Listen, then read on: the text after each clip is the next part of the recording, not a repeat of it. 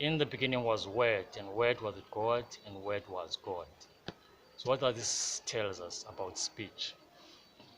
Excuse me. Actually, what we know as reality or existence is nothing more than an imagination. And you can actually hear your words in your thoughts. In other words, you can close your mouth and utter anything and be able to hear it. In other words, what I'm saying here is that there is no imagination without sound. Excuse me. And so sound is so important so much that it gives us vibration, and this vibration gives us or shape reality and give us form. Form in this case presents functionality, which means that a high vibrational frequency will allow everything to perform at its peak as naturally as it was intended. And yet a low vibration will deter that entity from performing at its peak.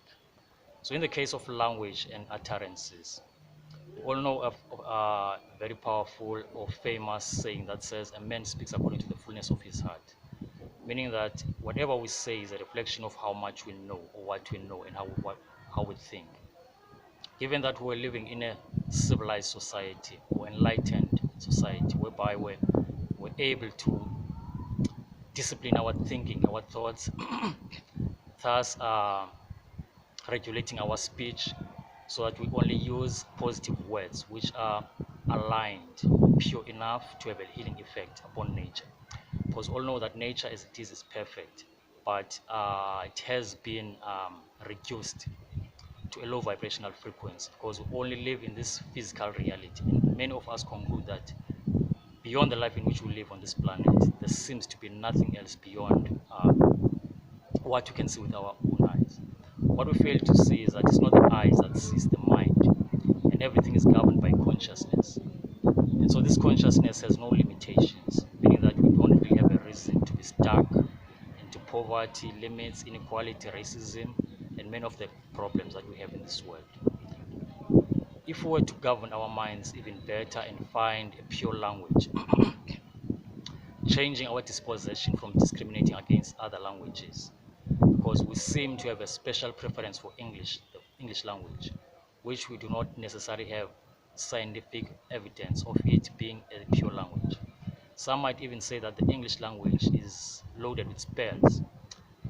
Let me give you an example. When I was a kid, many of us were enlightened already because of what is known as ancestral memory, which is what we trace or observe or absorb from our genes, which is the knowledge of our ancestors.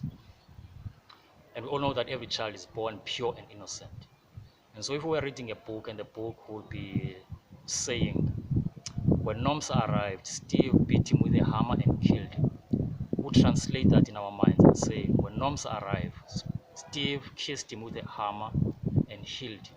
Would convert the negative narration into a positive one. The next time we come across another negative narration, we'll start now to see or assume that this book is loaded with spells. In other words, it's not positive for our minds or utterances. This is due to the fact that everything that exists is governed by speech or utterance, because it's the word that governs how we think. For instance, when someone mispronounces your name, you don't feel comfortable with that, and we're offended by insults, and these are just words. And so words have a governing effect in our lives, in our minds, and in turn, the mind governs the body, and the brain governs the body. And the body is a reflection of the universe, so is the brain. And so every mismanagement, as I was saying, given that we understood the power of words and had better thought management, in other words, we're living in a highly civilized society or enlightened world, would know the healing effect of our words. So much that so many people go through speech therapy. What they fail to understand is that they do not necessarily need a speech therapy. What they need is a means to govern their thoughts in order to govern their speech. And so if we were to create a culture, and so if we were to create an culture of speech articulation, we would learn the possibilities that are hidden within us, the possibility of manifesting every greatness that lies within our minds, because we all know that the mind has infinite possibilities, yet we live in a world of finite possibilities. In other words, a world of lack, poverty, discrimination, racism, and we assume that we can solve this with our political leadership as well as governments through economies. But the most important thing to manage here is our minds as well as how we relate to each other, because there is no relationship without communication. Communication involves information, and information is knowledge, and knowledge is life. In other words, our words enhance our lives or they take from it. In other words, they may deteriorate it, depending on whether these words or speeches or utterances, as well as the vibrations that they produce, are positive or negative.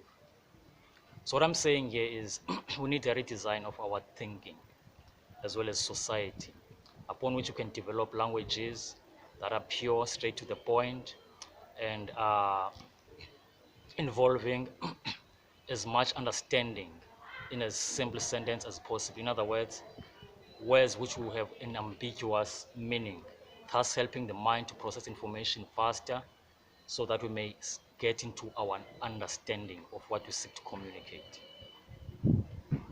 This is the main purpose of enlightenment compared to education.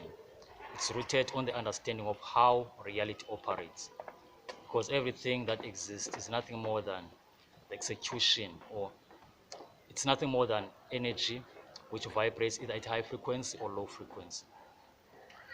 Now, much of the time we go through what we know as pain and suffering, and this is due to us vibrating at a low vibrational reality, meaning that everything does vibrate, but we cannot perceive these vibrations with our minds due to the fact that our minds are ignorant. In other words, we live in a society where we have learned to prioritize matter in the form of money and materialism rather than intelligence, consciousness, knowledge, character, and all that which is invisible.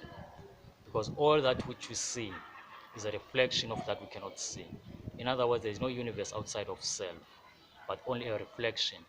But given that our focus was inward into these principles or spirits, we then evolve in consciousness until we're to create highly vibrational realities, whereby we can perceive as many dimensions as possible, thus gaining information and access to these worlds, so that we can escape this one whenever we don't feel comfortable with it.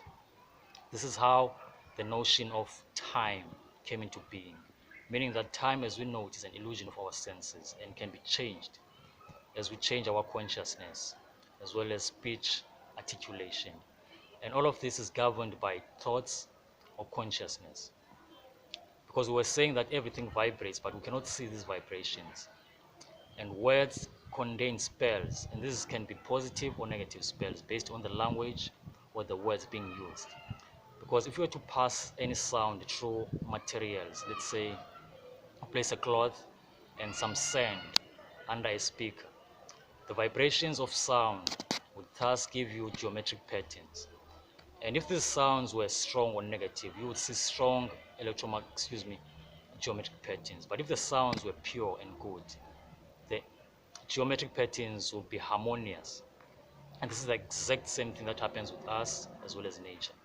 Our bones and physical bodies are due to us vibrating strong sounds, which we can change, and thus move away from having physical bodies and pain and limitations.